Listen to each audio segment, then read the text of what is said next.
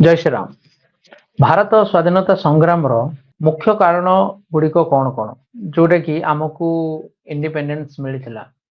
तो ता पूर्व आम देखा जो आमको स्वाधीनता मिलता सबुठ बड़ मिछ कथा कौन कहला।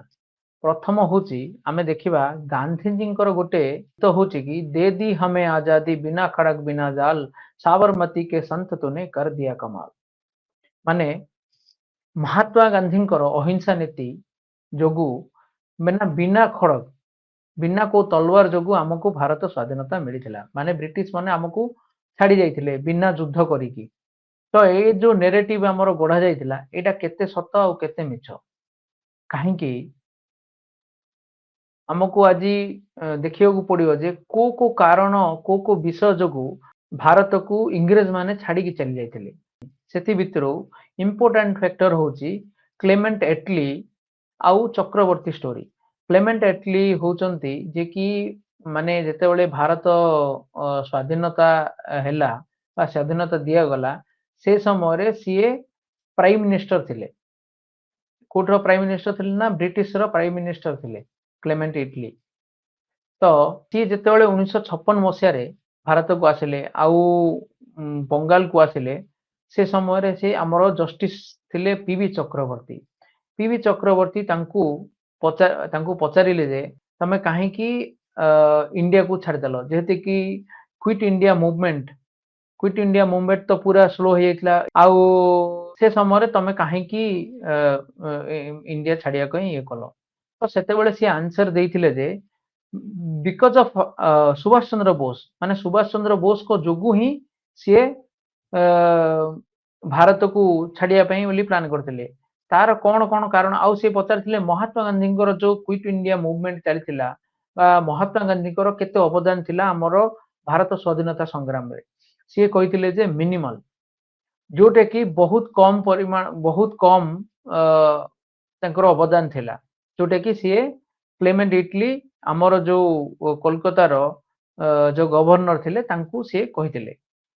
तो सेटा हैला कथा तापरे आमे देखिबा जे जो क्विट मूवमेंट इंडिया हेतिला 1942 रे से हेतिला आउ ताकू से जो मूवमेंट को अंग्रेज माने कंट्रोल करिवारे सफल होई। तापरे हमर सुभाष चंद्र बोस आउ नेशनल आर्मी गठन करथिले जोटा कि इंडियन नेशनल आर्मी आईएनए बोली कहा जाए आईएनए को गठन करथिले। तापरे सी आईएनए थ्रो रे भारत को माने इंग्रेज मानको विरुद्ध रे लड़ाई पाए बोली आह्वान देथिले।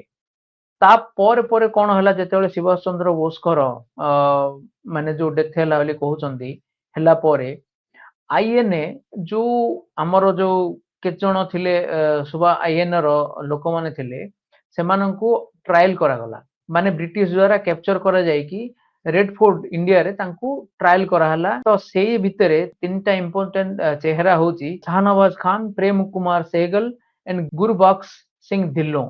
तो तीन जन को आईएनए ट्रायल करागला जोठे कि ये जो सबू जाक आईएनए ट्रायल हैला सबू इंडिया रे पूरा प्रसारित हैला ए कौन कौन सबू से माने किन कौन कले बहुत प्रकार जिंस से माने एक्सप्लेन कले जोटे कि कौन हैला आमर जो इंडियन नेवी भितर ही 1946 रे रिवोल्ट हैगला।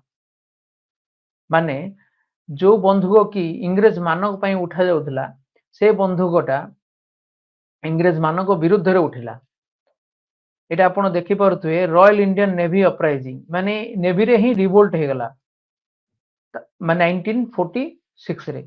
तापरे कौन होला आ सेते बेले से माने कौन हेतला इंग्रेज मानकर अवस्था थिला वर्ल्ड वॉर 2 हे जेतला जोठे कि से माने बहुत लॉस हे जेतले ब्रिटिश माने आउ हमर जो इंडियन नेवी तांकू बाध्य करे देथिला जे इंडिया को छाड़िया पई।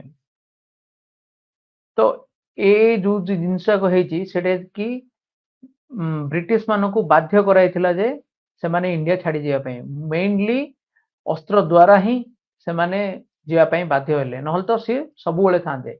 तो हमर जो नैरेटिव अछि कि अहिंसा द्वारा हमको स्वाधीनता मिली सेटा पूरा भूल। अहिंसा जोगु हम अहिंसा जदि थांदा ब्रिटिश आज पर्यंत हमर भारत रे शासन करथांदे। ତ ଯେତେବେଳେ 1947 ରେ ସେମାନେ ଭାରତକୁ ସ୍ୱାଧୀନତା ଆମକୁ ମିଳିଥିଲା। ତ ଆମେ ଦେଖିଲେ ଯେ ଆମର ଏ ଯୋଉ ମାନେ ଏ ଯୋଉ ଭିଡିଓରେ କି ଭାରତକୁ ସ୍ୱାଧୀନତା ଆମର ବିନା ଖଡକ ବିନା ଢାଲରେ ମିଳିନଥିଲା। ମେନ୍ ଜିନିଷ ହଉଛି ଆମକୁ ଯାହା ବି ମିଳିଥିଲା ସୁଭାଷ ଚନ୍ଦ୍ର ବୋଷଙ୍କ ଯୋଗୁଁ ମିଳିଥିଲା, ଯୋଉଥିରେ କି ସେମାନେ ଆଇଏନ୍ଏ କୁ ଟ୍ରାଏଲ ପଠାଇଥିଲେ ରେଡ୍ ଫୋର୍ଟରେ, ଆଉ ଆଇଏନ୍ଏ ଟ୍ରାଏଲ ପରେ ଇଣ୍ଡିଆନ ନେଭିରେ ହିଁ ରିଭୋଲ୍ଟ ହୋଇଥିଲା। ଆଉ ତାପରେ ଇଂରେଜ ମାନେ ଭାରତକୁ ଛାଡିବା ପାଇଁ ବାଧ୍ୟ ହୋଇଥିଲେ। ତ ଏଇଟା ହଉଛି ଆମ ଭାରତ ସ୍ୱାଧୀନତା ସଂଗ୍ରାମର ମୁଖ୍ୟ କାରଣ। ଆପଣଙ୍କୁ ଯଦି ଆମ ଏ ଭିଡିଓ ଭଲ ଲାଗିଥିବ, ଆଉ ଆହୁରି ଯଦି ବି ହିଷ୍ଟ୍ରିକାଲି କିଛି ଭିଡିଓ ଦେଖିବାକୁ ଚାହୁଁଛନ୍ତି, ତାହେଲେ ଲାଇକ୍, ସେୟାର ଆଣ୍ଡ ସବସ୍କ୍ରାଇବ ନିଶ୍ଚିତ କରିବେ। ଜୟ ଶ୍ରୀରାମ, ଜୟ ଜଗନ୍ନାଥ।